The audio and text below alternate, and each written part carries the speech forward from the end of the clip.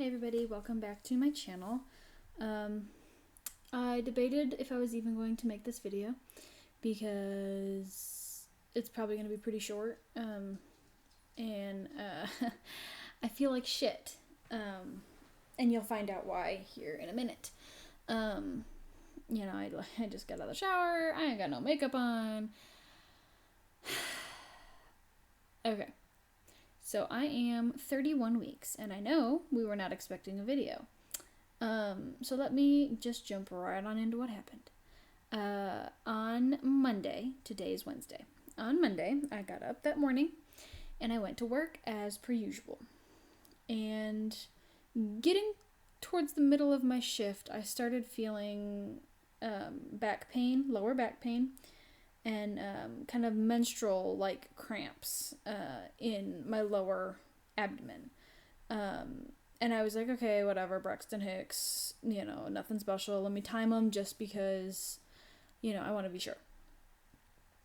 And then they started getting a little more painful. And I was like, okay, maybe these aren't braxton-hicks. Maybe these are actually contractions. So I started timing them a little more closely because, it's really difficult. If you've ever been pregnant and, in a work setting that's, go, go, go and really busy, it's really difficult to be able to start and stop the timer exactly when your contraction start or ends. And I was having that issue where, I'd forget that I had started the timer because my contraction kind of ended and I was like, oh, it's over, and I just didn't even think about it anymore. And then I'd go, oh shit, and go stop the timer. Or I'd forget to start the timer. So I wasn't being very good about keeping track. So once I was like, okay, I think these might be real contractions, I was like, let's pay a little more attention. And I called my manager over. I was like, hey, I don't want to alarm you, but I think I'm having real contractions. And I will let you know if I think I need to go. And he, freaked out because he's like, what, do you need to go now? I'm like, no, I'm going to wait and see. And I didn't have that long of my shift left at this point. I only had, 2 hours left. I was like, no, I'm going to wait and see kind of what happens, see if they stop, see if, if things kind of ease up on their own. And I went about my business.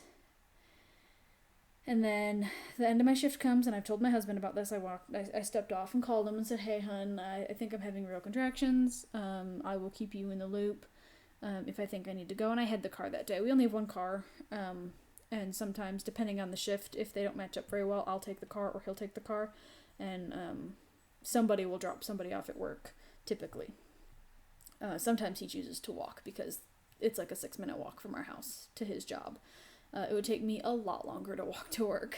So I happened to have the car that day. And so I get out of work and I get a hold of my best friend who has had a baby. And I'm explaining to her what I'm feeling. And she's like, okay, it sounds like contractions. You should probably go to labor and delivery. It's like, all right. Because I was hemming and hawing about it. I was so terrified that I was going to go to labor and delivery and they're just going to be like, they're just braxton-hicks, you're fine, go home. And then it was like a wasted trip. So my husband convinces me that we definitely need to go. My husband and my best friend kind of ganged up on me a little bit. So we go to the hospital, we go to labor and delivery. I come in and say, hey, at that point I was 30 weeks and 6 days? 5 days? Something like that. I don't know. How freaking pregnant am I right now? I don't even know. 31 weeks and something. Well, I guess I can figure that out. I was 31 weeks on Tuesday. Today's Wednesday. So 31 weeks and a day today. Stupid.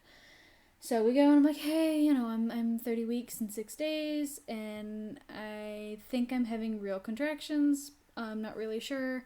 And so they had me sign in and they took me to my room and hooked up a monitor to monitor, my contractions if I was having them, baby's heart rate, and then I had my blood pressure cuff on, and they laid me out in my bed for a little while and just let it kind of go and monitor for a bit. And my nurse came in and was like, okay, so you are having some contractions. They're not very big, but you are having real contractions. So we're going to go ahead and do a cervix check and make sure that you haven't dilated. Y'all, I'm dilated to a 1 at 31 weeks pregnant, which is not necessarily anything to be worried about, because when you are getting ready to deliver a baby, there are 3 things that you need to watch for, or that your nurse is watching for. It is dilation, which is how open your cervix is. There is effacement, which is how thick, I think it's the thickness of your cervix. And I don't know what the technical term is for the third thing, but it's the length of your cervix. So in order to be about to give birth, you need to have dilation, effacement, and shortening of your cervix. So when she checked me, I was already dilated to 1, but my cervix is still long and thick, and at that time was not showing any signs of starting to thin or shorten. And I could stay at a 1 for a long time. I could stay until up to a 1 right up until the day that they decide to induce me. Or I could have the baby next week. Like, who knows? So she checked me, said, all right, you're at a 1. We're going to monitor you a little bit longer and see kind of where we're at. And we're going to go ahead and give you a steroid shot.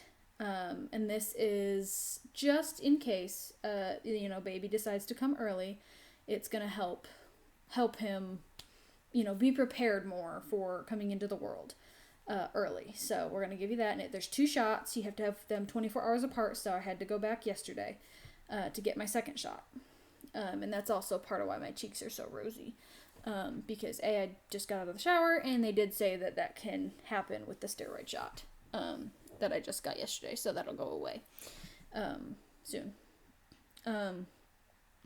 So after the cervix check, and they said I was dehydrated, which I'd already had 6 cups of fluid, 6 8-ounce cups of water, by the time I got to the hospital, which when we got there, it was only like 4 o'clock.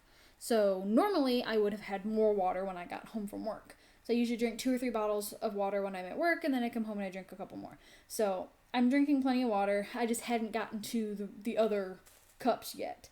So they're like, okay, well, we tested your urine because sometimes you can have like a urinary tract infection, and sometimes that can kind of stir things up a little bit. Not usually enough to cause dilation, but sometimes. So we're going to go ahead and check it for that. And I didn't have a UTI.